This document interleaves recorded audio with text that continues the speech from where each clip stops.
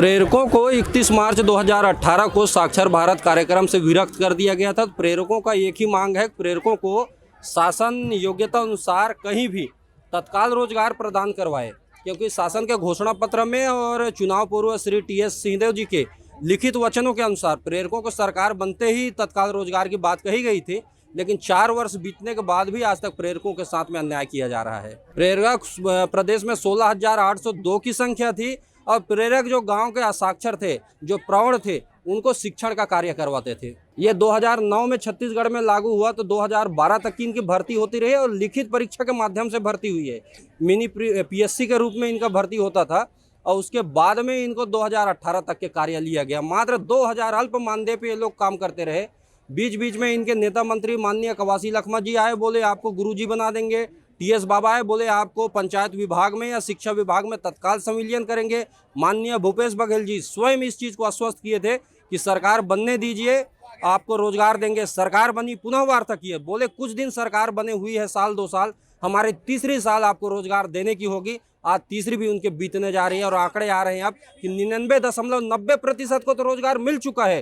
तो हम माननीय जी से ये पूछना चाहते हैं, भूपेश बघेल जी से, कि ये जो इतने अपार जो युवा आए हुए हैं, तो ये कौन से प्रतिशत से है।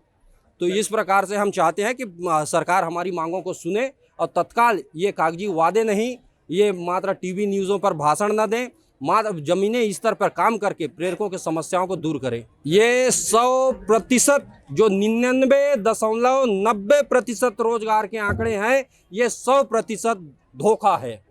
ये छत्तीसगढ़ के युवाओं के साथ में धोखा है, उनके सपनों के साथ में खिलवाड़ है।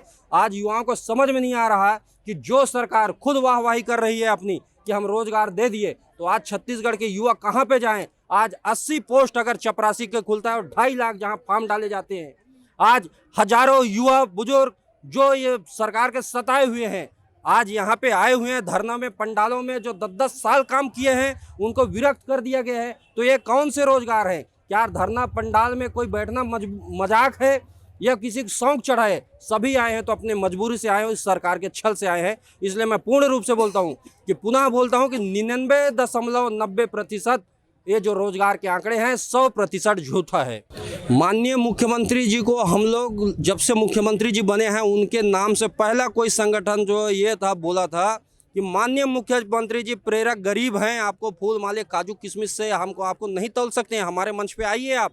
वो नहीं आए, उनको हमने माला ले लेके दौड़ लगाई। जब भूपेश बघेल जी जीतने के बाद हमको पहचानने से इनकार कर रहे थे, हमने घोषणा किया कि आपके वजन के बराबर हम रक्तदान करेंगे।